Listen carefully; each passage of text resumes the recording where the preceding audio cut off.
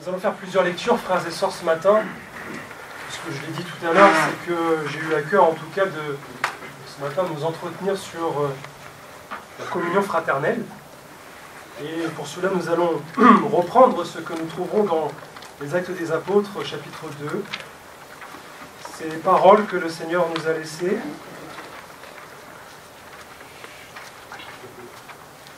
Actes chapitre 2, verset 1er, pour commencer.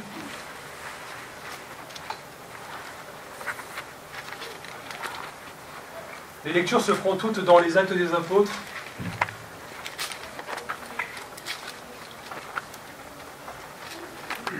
Nous connaissons bien ces textes qui nous disent que le jour de la Pentecôte, ils étaient tous ensemble dans le même lieu. Tout à coup, il vint du ciel un bruit comme celui d'un vent impétueux, et il remplit toute la maison où ils étaient assis. Des langues semblables à des langues de feu leur apparurent, séparées les unes des autres, et se posèrent sur chacun d'eux. Et ils furent tous remplis du Saint-Esprit, et se mirent à parler en d'autres langues selon que l'Esprit leur donnait de s'exprimer. Amen. Amen. Plus loin, dans le même chapitre, verset 41. On va même prendre verset 40 pour pouvoir avoir le contexte. Nous le savons, c'est après la prédication de Pierre, il est écrit, et verset 40, et par plusieurs autres paroles, il les conjurait, les exhortait, disant, « Sauvez-vous de cette génération perverse. » Ceux qui acceptèrent sa parole furent baptisés. Et en ce jour-là, le nombre des disciples augmenta d'environ 3000 âmes. Ils persévéraient dans l'enseignement des apôtres, dans la communion fraternelle, dans la fraction du pain et dans les prières. La crainte s'emparait de chacun, et il se faisait beaucoup de prodiges et de miracles par les apôtres. Tous ceux qui croyaient étaient dans le même lieu, et ils avaient tout en commun. Ils vendaient leurs propriétés et leurs biens. Ils en partageaient le produit entre tous selon les besoins de chacun. Ils étaient chaque jour tous ensemble, assidus au temple. Ils rompaient le pain dans leur maison et prenaient leur nourriture avec joie et simplicité de cœur, louant Dieu et trouvant grâce auprès de tout le peuple. Et le Seigneur ajoutait chaque jour à l'Église ceux qui étaient sauvés. Pierre et Jean montaient ensemble au temple. À l'heure de la prière, c'était la 9e heure. Amen. Et puis dans le chapitre 4, toujours des Actes des Apôtres, verset 23,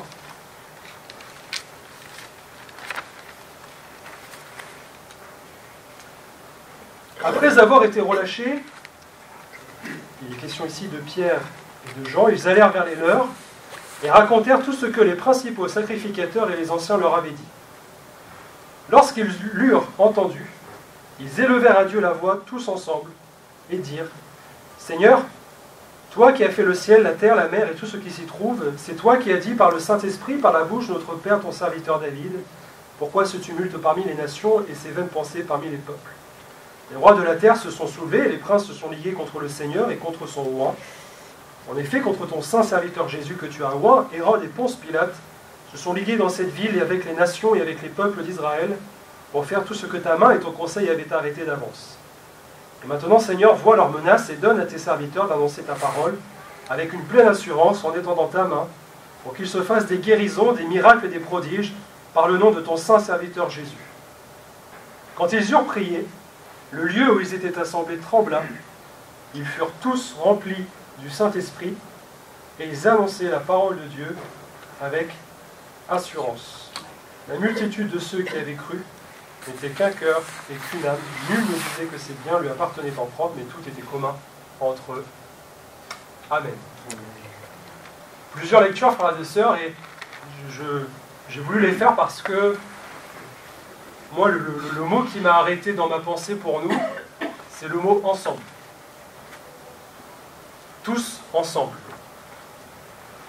Parce que nous connaissons ces paroles, ces textes des Actes des Apôtres. Nous le disons à juste titre que parfois c'est le 5e évangile. N'est-ce pas? Vous avez tous ces récits, ces témoignages de ce que après que le Seigneur soit remonté au ciel auprès du Père, tout ce que le Saint-Esprit a pu faire, et l'Église, bien sûr, qui naît après l'ascension du Seigneur. Et quand on prend le temps de s'arrêter sur ces mots, en tout cas ce mot ensemble. On le voit dans la parole de Dieu, dans les actes, il est fréquent, il est très souvent mentionné, surtout dans ses premiers chapitres. Et pour moi, il est évident, et pour vous aussi, je le crois, que ce mot n'est pas anodin dans la parole de Dieu. Il signifie beaucoup de choses. Et pour moi, il est une condition, il est la clé de ce qui s'est passé ensuite. Il y a toujours dans notre vie, dans ce que nous pouvons vivre, j'ai envie de dire comme une règle qui s'applique, la part divine et la part humaine. La part divine, même dans la Pentecôte, elle s'exerce, elle s'illustre, parce que Dieu n'a pas voulu autre chose que de remplir ses âmes, ses disciples du Saint-Esprit. Et il l'annonce déjà bien avant, bien sûr, la venue de Jésus. Il le dit avec le prophète Joël, nous connaissons ses paroles. Après cela, Dieu dit « Je répandrai de mon esprit sur toute chair.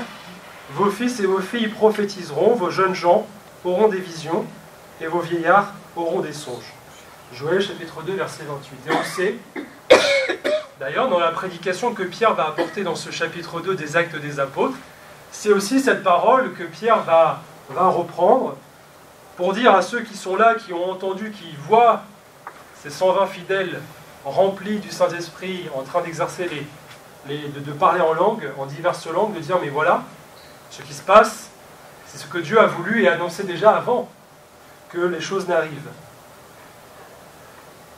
La part divine, elle se manifestait aussi dans la venue du Saint-Esprit par les paroles de Jésus, qui dit à ses disciples, avant de prendre le chemin de la croix, dit voilà, cependant, il vous est avantageux que je m'en aille, car si je ne m'en vais pas, le Consolateur ne viendra pas vers vous, et si je m'en vais, je vous l'enverrai.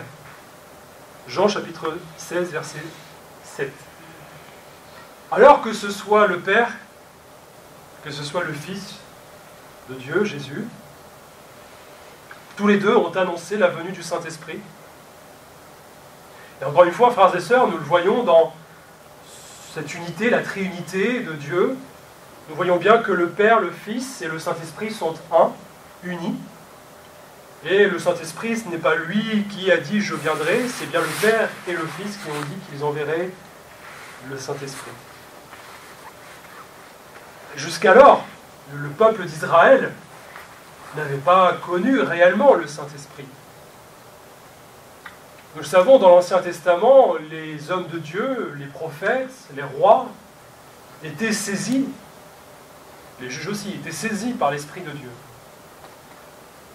Mais le Saint-Esprit n'habitait pas dans les cœurs.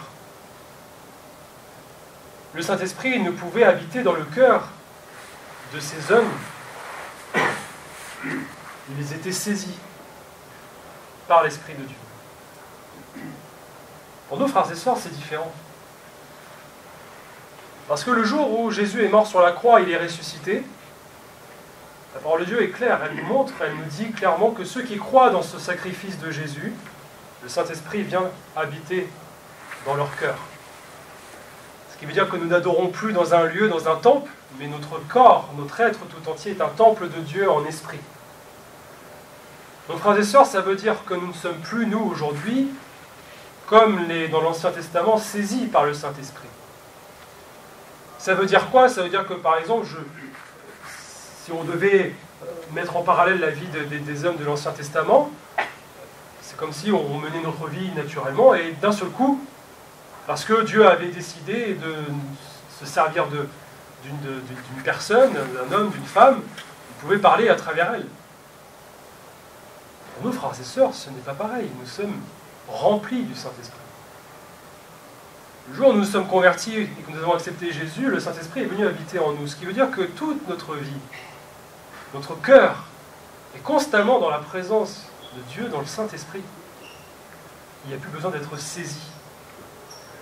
Et il ne faut pas non plus aussi confondre, je vais l'aborder ce matin, mais confondre aussi être rempli du Saint-Esprit, être baptisé dans le Saint-Esprit.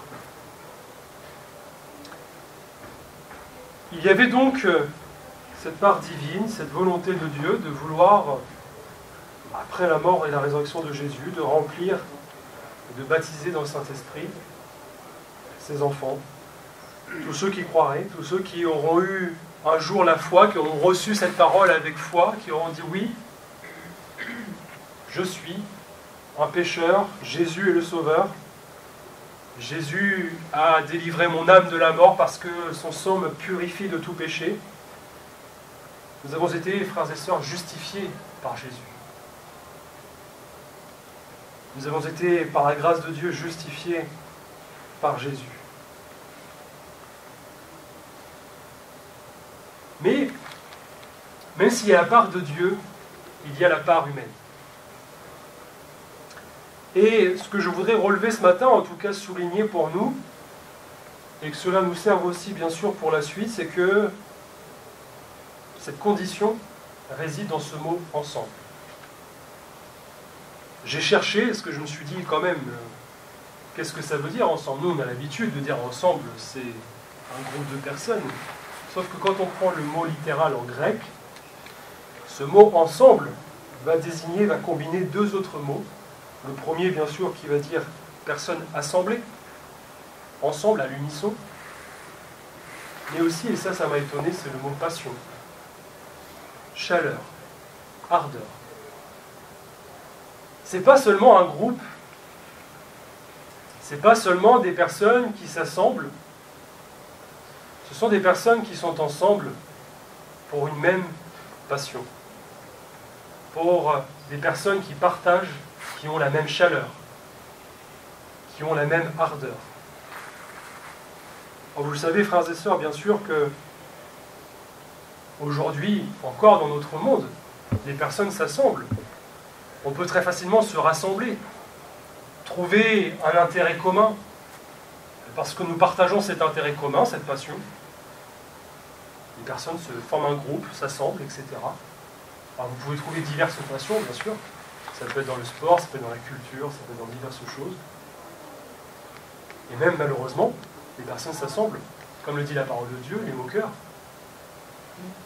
Les mauvaises compagnies. Vous avez des personnes qui s'assemblent pour se moquer de Dieu, vous avez des personnes qui s'assemblent parce qu'elles ont pour faire le mal, etc. Et la parole de Dieu est claire, elle nous dit, mais attention, parce que ne t'assis pas en compagnie des moqueurs, ne t'assis pas en compagnie des méchants, ne t'assis pas en compagnie de ceux qui commettent le mal. Ce qui veut dire que même dans notre vie de tous les jours, frères et sœurs, dans le concret, nous devons faire très attention à ceux que nous côtoyons. Les collègues de travail, les amis, les camarades de classe, tous ceux que vous voulez, nous devons faire attention à ce qui nous rassemble avec eux, à ce qui nous unit à eux. Et cette condition fait que on va réussir avec la grâce de Dieu de savoir ce qui est convenable ou pas. Et ça, c'est le Saint-Esprit qui nous le montre. Savoir si on est amené à être dans un lieu, à être en compagnie de quelques-uns, etc. Vous savez, quand, je vais prendre un exemple tout simple, mais vous avez des endroits où il n'y a pas besoin de nous dire en tant que chrétiens qu'il ne faut pas aller. Il y a d'autres endroits où, j'ai envie de dire bibliquement parlant, il n'y a rien qui nous en empêche. Mais je ne sais pas, il y a quelque chose en nous, on sent, on dit, je ne suis pas à ma place, je ne suis pas à l'aise. Malheureusement, on peut l'expérimenter aussi, cela, même dans des églises. Même dans des églises. Vous pouvez être dans un lieu de culte, des gens qui sont ensemble, pourtant on n'a pas la même passion. On n'a pas la même chaleur. On n'a pas la même ardeur. Et en vous, il y a quelque chose qui vous dit que ça coince. Je ne suis pas à l'aise. Je me souviens très bien, encore une fois je le partage, mais quand je devais choisir entre une assemblée et une autre, le conseil de mon pasteur, il disait, où est-ce que tu te sens bien? Dans cette église-là. C'est comme une paire de chaussures que tu vas acheter. Si tu rentres dedans et puis qu'elle te fait pas mal, tu vas la prendre, oui. C'est la même chose avec nous. On ne force pas les choses. Parce que si à un moment on ne se sent pas bien dans une église, vous n'avez pas, l'onction, vous n'avez pas le Saint-Esprit, il va y avoir quelque chose, frères et sœurs. Vous n'allez pas être dans de bonnes dispositions de cœur, etc. Voyez-vous? Et ça, il faut savoir être conduit par le Saint-Esprit dans ce domaine-là. Nous, la chair, l'humain va dire je ne suis pas très à l'aise, mais bon, c'est peut-être ceci, c'est peut-être cela. Peut-être à cause de ça. J'ai pas bien dormi, je n'étais pas très bien réveillé. Non. Quand le Saint-Esprit se manifeste dans notre cœur, frères et sœurs, quand on est rempli du Saint-Esprit, le Saint-Esprit sait nous conduire, nous guider quand il y a un groupe, un rassemblement qui n'est pas là dans la même optique que nous. La parole de Dieu nous dit, et on l'a lu ce matin, tous d'un commun accord. Ce qui veut dire que quand on accepte de venir dans une église, de partager un culte, de se dire il y a quelque chose, on n'est pas d'accord avec eux. On n'est pas en accord avec ce qui se fait. Et ça ne veut pas forcément dire, frères et sœurs, qu'on doit renier, rejeter les personnes, ou ce qui est fait, peut-être, oui, parfois.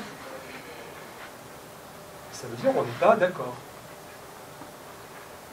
Je préfère me retirer, je préfère ne pas venir que de rester dans cette attitude, dans cet état d'esprit un peu malaisant, etc. Et c'est cela où il faut vraiment que nous fassions attention. Et j'ai envie de dire même, c'est ce que nous devons nous dire presque à chaque réunion, frères et sœurs. C'est pas seulement au culte, c'est pas seulement dans une réunion de prière. Il faut qu'on se mette d'accord les uns avec les autres, qu'on soit en accord ensemble. Qu'est-ce qui nous anime? Qu'est-ce qui nous attire? Qu'est-ce que l'on veut? Ça, c'est important. Ça, ce sont des questions vraiment importantes avant de préparer un culte, une réunion. Qu'est-ce que je veux? Même dans une réunion de prière, frères et sœurs. Qu'est-ce que je viens faire dans une réunion de prière? Est-ce qu'on est en accord les uns avec les autres? C'est-à-dire qu'on est tous ensemble, comme ces disciples, ces 120 fidèles qui disent bon, on va persévérer, on va prier, on va louer le Seigneur. Je ne sais pas si vous êtes déjà arrêtés sur cela, mais nous, c'est facile pour nous parce qu'on a évidemment toute la parole de Dieu, donc on sait ce qui s'est passé par la suite. Mais pour ces disciples, Jésus remonte au ciel, mais avant de remonter, il dit voilà, je vous enverrai mon esprit, le Saint-Esprit. Est-ce que Jésus leur a dit vous restez à Jérusalem, vous allez prier et le Saint-Esprit viendra de cette manière? Non. Ils ne savaient pas comment le Saint-Esprit allait venir. Je ne sais pas si vous vous mettez à leur place. Jésus qui dit, voilà, je vais répandre mon esprit, vous allez être remplis du Saint-Esprit, vous allez connaître ce moment-là, vous serez mes témoins, etc. Et il s'en va, il remonte au ciel. Que faire? Mais ils ont fait ce qu'ils avaient l'habitude de faire avec Jésus. Ils se sont dit, puisque nous avons reçu cette parole de Jésus qui nous a dit, faites ceci, faites cela, faites comme cela, nous allons prendre les paroles de Jésus et nous allons mettre en pratique ces paroles. Et pour les disciples, c'est devenu une évidence pour eux de se réunir ensemble. Ils ne se sont pas dit, je vais repartir dans chacun, va repartir dans sa ville, dans son lieu d'habitation, là où ils étaient, etc. Ils se sont dit, non, là il y a quelque chose à aller chercher, il faut que nous soyons d'accord ensemble. Frères et sœurs, la Pentecôte est venue parce que les disciples se sont mis ensemble. Parce qu'il y a eu ce commun accord les uns avec les autres. Et le Saint-Esprit est venu, non pas sur un disciple, sur un autre, etc., parce que s'ils étaient chacun dans leur maison, il est venu parce qu'ils étaient réunis. Et quand on lit, quand on prend le temps vraiment de s'arrêter sur les mots, frères et sœurs, est-ce qu'ils réclamaient le Saint-Esprit, les disciples? Est-ce qu'on a une parole qui dit qu'ils ont prié pour recevoir le Saint-Esprit? Non. Ils priaient et ils persévéraient dans l'horizon, c'est-à-dire dans les louanges de Dieu, etc. Je dis cela, frères et sœurs, parce que ça a été aussi ma propre expérience.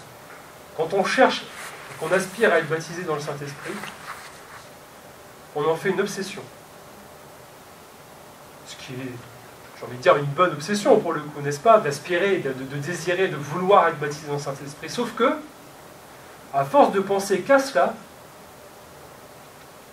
on ne se rend pas compte, mais on bloque un peu les choses, vous voyez, on limite un peu le Seigneur, parce qu'on ne se laisse pas disais tout à l'heure, on n'est pas saisi, on ne se laisse pas remplir, on ne se laisse pas saisir, on ne se laisse pas émerveiller, étonner par le Seigneur. Il faut vraiment Moi, c'est le jour où j'ai compris cela, le Seigneur dit, mais... Parce que quand on commence à chercher, on veut être baptisé dans le Saint-Esprit, etc., on s'imagine des choses, on dit, ben voilà, ça va venir à tel moment, à telle circonstance, etc., parce que je vais prier, je vais louer le Seigneur, et le Seigneur va remplir ma bouche. Oui, mais pas que. Pas que. On le voit avec la parole de Dieu, avec des expériences bien sûr dans le Saint-Esprit, mais être rempli baptisé dans le Saint-Esprit, il y a des différents moyens de l'être. Différentes circonstances. Moi je l'ai été dans ma chambre personnellement. D'autres l'ont été dans une assemblée. Béni soit Dieu. Peu importe le lieu. Si j'en conviens, frères et sœurs, c'est le but de ma prédication ce matin, quand on est tous d'accord, quand on se réunit pour dire Seigneur, nous voulons tous être baptisés dans le Saint-Esprit. Vous êtes tous remplis, baptisés dans le Saint-Esprit? Oui ou non? Ceux qui ne le sont pas, ils le veulent? Tout le monde le veut? Baptisé dans le Saint-Esprit, mais renouvelé dans le Saint-Esprit. Vous le voulez aussi? Oui, vraiment, frères et sœurs, est-ce qu'il y a cette ardeur, ce désir, cette chaleur? Pas seulement chez soi. Y a-t-il des pentecôtistes dans la salle? Je sais, vous avez raison, on est comme ça, nous. On cache un peu les choses, on n'ose pas s'exprimer, etc. Et j'espère que dans votre cœur, il y a cette ardeur, cette passion, de dire Seigneur, je suis déjà baptisé dans le Saint-Esprit. Alléluia.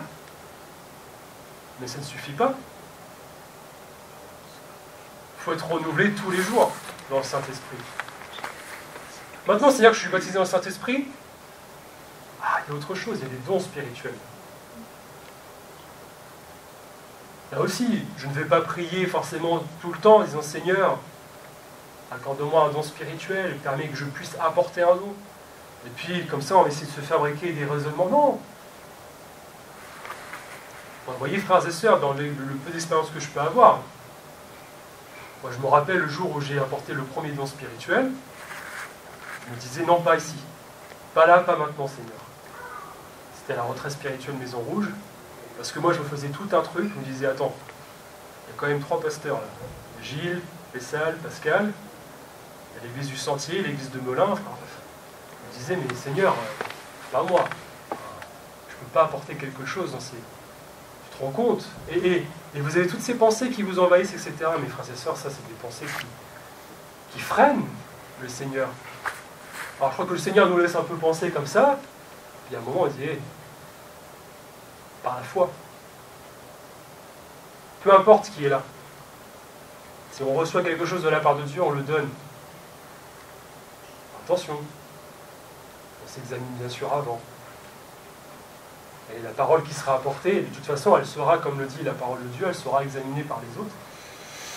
Vous savez, hein, des fois on peut dire, oh, c'est une prophétie, etc. Déjà, une prophétie, elle est vraie que quand le jour, elle s'applique, où elle se passe, elle se déroule. Voilà. Après, vous avez des paroles de connaissance, des paroles de sagesse. On peut les apporter sans savoir si véritablement, quand nous on l'écoute, etc., si c'est pas pour nous, on se dit bah, peut-être que c'est pour quelqu'un d'autre. Enfin, frères et sœurs, dans un don spirituel, il y a des choses à prendre, il y a des choses à laisser, il y a l'humain, etc. Bon. Et pour ceux qui l'apportent, avoir la foi. De dire Seigneur, mon désir, de toute façon, ce n'est pas de me glorifier, ce n'est pas de me mettre en avant. On se met d'accord ensemble pour dire Seigneur, voilà ce que nous voulons, c'est que tu sois élevé, c'est que tu sois glorifié. Et béni soit Dieu si il se sert de nous pour apporter un don, mais béni soit Dieu s'il ne se sert pas de nous pour apporter un don. Parce qu'on est là ensemble, tous ensemble, d'un commun accord. Et voyez-vous, la communion fraternelle, pardon, elle est là. J'entends parfois aussi, je me suis arrêté là ce matin aussi, je le dirai, mais voilà, on dit le partage du pain, le Saint-Seine, etc., c'est la communion fraternelle. Ben non. Oui, c'est une conséquence de la communion fraternelle. Pourtant, on a lu ensemble dans ce chapitre 2 des Actes, vous persévérez dans l'enseignement des apôtres, dans la communion fraternelle et dans la fraction du pain. La fraction du pain, frères et sœurs, c'est la Sainte Seine. D'accord? Pourquoi est-ce que la parole de Dieu dit alors communion fraternelle et fraction du pain. Parce que la fraction du pain, le partage du pain et du vin, frères et sœurs, c'est pour nous rappeler la commémoration de la mort et de la résurrection de Jésus. Et c'est une conséquence de la communion fraternelle. Et quelle est-elle, cette communion fraternelle, frères et sœurs? Elle est dans ce mot « ensemble ». Personnes assemblées qui ont un seul désir, une seule ardeur, une seule et même passion. Alors, moi je crois que quand on met tout cela, tous ces ingrédients, quand on commence à se dire « oui, je viens le matin, le dimanche matin pour pouvoir louer le Seigneur, mais je viens pour que nous puissions tous, ensemble, bénir le Seigneur, pour que nous puissions tous ensemble passer des temps bénis avec le Seigneur. » Bon, le Seigneur, il veut nous bénir. Le Seigneur veut nous faire vivre des choses. Alors bien sûr, quand on est pentecôtiste, nous, on veut que ce soit des choses puissantes, extraordinaires. Et vous ne croyez pas que quelqu'un qui a besoin de la consolation, lorsqu'il est dans un lieu où tous ensemble, le Seigneur est là, le Saint-Esprit est là, le Consolateur est là, et qu'il repart de ce lieu consolé, c'est une grâce et une bénédiction de Dieu, sans qu'il y ait eu parfois de moments un peu de prières ferventes, etc. Vous avez quelqu'un, une âme qui a été consolée par le Seigneur parce qu'il est venu dans la présence de Dieu, tous ensemble. Et ça demande bien sûr, frères et sœurs, aussi d'être nous-mêmes en accord avec le Seigneur. Parce que pour nous mettre d'accord les uns avec les autres, il faut d'abord être d'accord avec soi-même. Nous avec le Seigneur. Et c'est parce que nous sommes en accord chacun avec le Seigneur que lorsque nous sommes ensemble, nous nous accordons les uns avec les autres. Est-ce qu'on n'est pas... Alors je prends l'image de cet orchestre, les instruments s'accordent chacun de leur côté. Je ne crois pas qu'il faille, ce soit bon, vous m'arrêtez d'accorder un instrument en plein milieu d'un orchestre pendant qu'il est en train de jouer. Je pense qu'on ne pourrait pas s'entendre, etc. Sauf ceux ou celles qui ont une oreille très particulière. Mais l'instrument s'accorde d'abord tout seul. Moi, je prends l'exemple de la guitare. J'accorde mes cordes. Et après, je m'accorde avec les autres instruments. Est-ce que nous allons jouer? Est-ce que ça va être harmonieux? Est-ce qu'il y a un rythme? Est-ce qu'il y a un tempo à respecter? Est-ce qu'on se met d'accord les uns avec les autres? D'accord? Alors, ça ne veut pas dire, frères et sœurs, que nous-mêmes, on va dire, voilà, un tel va prier à ce moment-là, une telle va faire ceci, etc. Non. Mais on se met d'accord les uns avec les autres en disant, bon, nous venons là ce matin pour ouvrir la parole de Dieu. Nous venons là ce matin pour louer le Seigneur, pour vraiment être dans la présence de Dieu, pour passer un temps béni. Nous allons avoir un temps de louange, nous allons avoir un temps où nous allons partager le repas du Seigneur, béni soit Dieu. Nous allons avoir un temps où nous allons pouvoir aussi ouvrir la parole de Dieu, voilà. Et le programme de l'Église, il est fait, frères et sœurs. Vous en avez qui cherchent à avoir créé cette communion fraternelle parce qu'ils pensent que la communion fraternelle, c'est forcément partager des moments ensemble. Des moments qui ne sont pas spirituels. Moi, je m'étonne, on va être honnête, hein, ça m'énerve. Quand je vois dans des églises maintenant qu'on crée des lieux communs, etc., qu'on dit, bon ben voilà, comme ça, après l'église, après le culte, ou avant, vous pouvez venir prendre un café, vous pouvez faire du baby-foot, vous pouvez faire ceci, cela, etc. Je ne dis pas que c'est mal de faire du baby-foot. Les frères et sœurs, c'est ça leur commun accord. C'est pas la parole de Dieu, c'est pas le Saint-Esprit, c'est pas la présence de Dieu. Et la communion fraternelle, c'est ça. Les liens d'esprit, c'est ça. C'est pas autre chose. Le programme de l'Église, c'est ça, c'est y persévérer dans l'enseignement des apôtres, dans la communion fraternelle, dans la fraction du pain et dans les prières. Parole de Dieu, Saint-Esprit, louange, prière. Voilà ce que c'est l'Église. Alors maintenant, si le programme est donné et que ça ne nous plaît pas, deux solutions. On s'en va. Deuxième solution, on se remet en question. Et on se dit, Seigneur, est-ce que véritablement, mon désir, c'est de te plaire? Est-ce que véritablement, ma vie, elle est pour toi? Parce que si la vie est au Seigneur, si ma vie, mon âme, mon être tout entier, mon cœur est au Seigneur, je n'aurai qu'un seul désir. C'est tout ce que nous avons vu. C'est de me retrouver les uns avec les autres, avec mes frères, avec mes sœurs. Moi, j'aime bien entendre aussi ces prières qui disent « Merci pour la famille de Dieu ». C'est ça. Et Dieu sait que dans une famille, il peut y avoir des choses aussi. Hein. Vous savez, c'est beau de dire la famille de Dieu. Après, une famille, il faut aussi s'accorder. Moi, je suis un aîné taquin. Et j'ai un petit frère qui n'aime pas être taquiné. C'était très facile quand j'étais jeune. Je savais très bien comment faire pleurer mon frère ou l'énerver, etc. Ça restait mon frère, je suis son frère, etc. Alors, je ne dis pas, frères et sœurs, qu'il faille évidemment dans la présence du Seigneur, dans la maison de Dieu, que...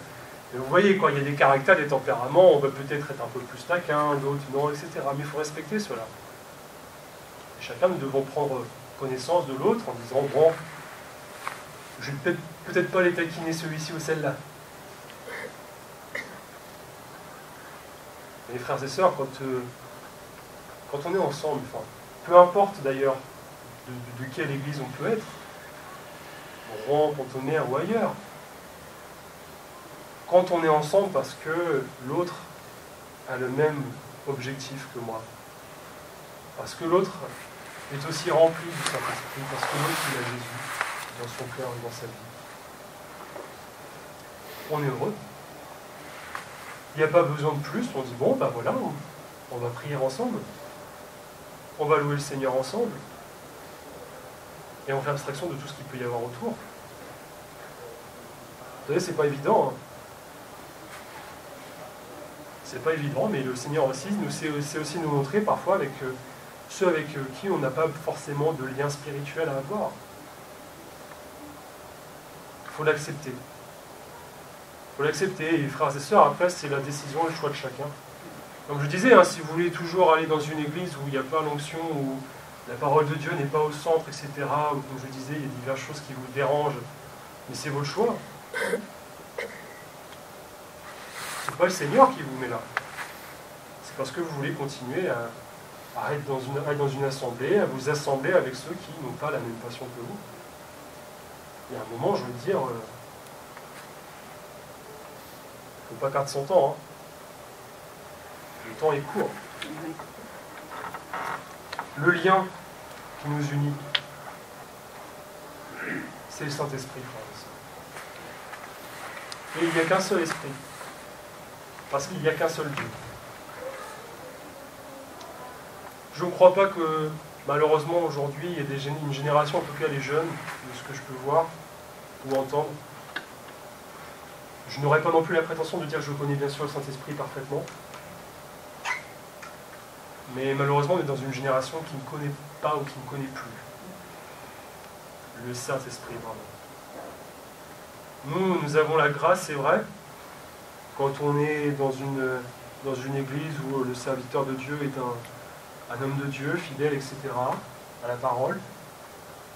Nous avons la grâce de connaître ces choses, mais il faut aussi ouvrir les yeux sur ce qui nous entoure. Moi, quand j'entends des jeunes qui s'étonnent de dire « mais comment ça se fait que vous arrivez à prier sans musique ?» Parce qu'on prie sans musique, la prière c'est sans musique, et ils s'étonnent en disant « on m'a toujours appris à prier avec une musique derrière. » On prend une musique boum boum, une musique douce, du piano. Ça élève l'âme, etc. C'est triste. Parce que le jour où il n'y a plus de piano, le jour où il n'y a plus de musique, c'est-à-dire que ces jeunes-là ne peuvent plus prier. Ils ne savent plus. Alors béni soit Dieu pour ce que nous avons nous connu, frères et sœurs, même si vous, plus âgés, plus anciens, vous avez aussi connu d'autres choses, sans aucun doute les conséquences du réveil, etc., la Pentecôte. Et moi je crois qu'aussi le Seigneur est toujours dans cette volonté de vouloir déverser son esprit sur nous, de répandre son esprit sur toute chair. Parce que la parole que le prophète Joël a pu donner de la part de Dieu, elle est aussi encore aujourd'hui véritable, frères et sœurs. Le Seigneur, il veut baptiser dans le Saint-Esprit. Le Seigneur, il veut que nous soyons remplis du Saint-Esprit. Je répète, ne cherchez pas, si vous n'êtes pas baptisé dans le Saint-Esprit, n'en faites pas une obstination. Aspirez à cela, mais laissez-vous conduire par le Seigneur. Ouvrez votre bouche, priez, louez le Seigneur, le reste, ça viendra. Et ne culpabilisons pas parce que nous ne sommes pas baptisés en Saint-Esprit. Ça aussi, ça c'est un sentiment d'infériorité parce que moi je ne suis pas baptisé en Saint-Esprit, ça veut dire que le Seigneur ne veut pas. Le Seigneur, il veut. D'accord? Il y a la part divine et la volonté de Dieu. Si la part divine, elle est faite toujours, la part humaine est à faire. Et si les deux sont faites, ça va venir, c'est mathématique. Le Seigneur dit, je remplirai ta bouche. Je le ferai. Après, il y a un temps, le Seigneur, ça lui appartient. C'est pas une question de mérite. On ne mérite rien. D'accord? Même quand on apporte un don spirituel, c'est pas parce qu'on apporte un don spirituel qu'on est ultra spirituel. Loin de là. Enfin, je dis loin de là. D'accord? On s'entend. Je vous partage simplement, même ça a été une fois, il n'y a pas si longtemps que ça. Il y a quelqu'un, un frère qui a apporté un don. En moi-même, j'ai dit, mais, je vous assure, en moi-même, j'ai dit, mais Seigneur, pourquoi lui? Il ne peut pas. Et le jugement, il ne peut pas. Et je dis, mais en tout cas, Seigneur, après, je me suis repris, je dis, Seigneur, c'est vraiment, c'est toi, il faut que tu montes là, parce que ce frère termine, il était de prédication ce jour-là, j'ouvre la parole de Dieu, et je prends le verset que je vais lire comme ce matin, un verset, et dans mon cœur, j'ai dit, tiens, je vais aller, je devais m'arrêter à un verset, et je dis, je vais lire le verset suivant. Le verset suivant, c'était le mot pour mot ce que le frère avait apporté dans le don spirituel. Je peux vous dire que là, on se remet très vite en question du Seigneur, pardon. Et ce que je veux dire par là, frères et sœurs, c'est que c'est pas parce que quelqu'un apporte un don que, même s'il a une vie, voilà, alors, on s'entend, il prend une vie de péché. Le Seigneur ne peut pas se manifester quand on a un péché, etc. Mais nous, on va juger, on va dire, ah, lui, il apporte un don, elle apporte un don spirituel. C'est le Seigneur qui déverse les dons qu'il donne. Il n'y a aucun mérite. Seulement, le Seigneur, il donne à ceux aussi qui aspirent à ces choses. À ceux qui ont cette sainte aspiration en disant, Seigneur, tout ce que je veux, tu me le donnes ou tu ne me le donnes pas, peu importe. Moi, je suis à ta disposition. Je me suis accordé avec toi, je me suis accordé avec mes frères et sœurs, et je me mets à ta disposition. Voilà. Le reste, c'est le Seigneur qui fait. C'est le Seigneur qui, par le Saint-Esprit, agit dans les cœurs, frères et sœurs. Alors, je termine. Parce que je voudrais vraiment terminer avec ce mot « ensemble ». Si on est en mesure, frères et sœurs, de nous assembler les uns avec les autres, parce que, on aime le dire aussi, le Seigneur est présent au milieu de nous, parce que 2 ou 3 sont assemblés, est-ce qu'il y a de l'ardeur dans votre cœur?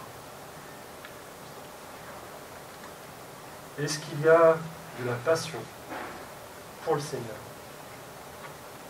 Est-ce qu'il y a de la chaleur dans votre cœur pour le Seigneur? C'est-à-dire que même si, peu importe ce qui se passe, on peut venir dans la maison de Dieu avec, je le disais, avec des difficultés, avec des soucis, bien sûr. Mais se dire, Seigneur, moi, ce matin, malgré mes difficultés, mes soucis, je mets ça de côté. Je te les laisse. Parce que mon but ce matin, c'est de te louer. Mon but, c'est d'être disposé à t'adorer. Quand je suis dans une réunion de prière, Seigneur, mon but, c'est de pouvoir prier les uns pour les autres. De pouvoir prier selon ta volonté. Lorsque je me retrouve dans une étude biblique, Seigneur, mon désir, ma volonté, c'est bien sûr de mettre de côté tous les bruits du dehors pour entendre ta parole, me parler. Et le reste, frères et sœurs, le Seigneur fera. Mais est-ce qu'il y a de l'ardeur dans votre cœur? C'était la condition pour moi de la Pentecôte. Ces disciples, ils ne savaient pas à quoi s'attendre, ils ne savaient pas comment le Seigneur allait faire. Mais ils savaient que dans leur cœur, il fallait qu'ils persévèrent dans la prière et dans la louange. Point barre. Le reste, c'est le Seigneur qui a fait. Et vous voyez, même quand après la libération de Pierre et de Jean de la prison, leur réflexe, c'est quoi? C'est d'aller vers les leurs. De se retrouver, de se réunir. Et de prier encore. Pas dire, Seigneur, pourquoi tu as permis cela? Pourquoi, Seigneur, t'as permis qu'on soit en prison? Pourquoi, regarde, pourtant on a prêché ta parole, on a annoncé l'évangile et tu vois, on s'est retrouvé en prison, non? Seigneur, pardonne-leur. Parce qu'ils ont crucifié ton Fils, ton Saint-Fils. Et donne-leur la grâce Et qu'est-ce qui s'est passé? Ils furent tous remplis du Saint-Esprit. Ensemble. Qu'ils soient 120, 3000, 5000, ensemble. Que le Seigneur vous bénisse, frères et sœurs.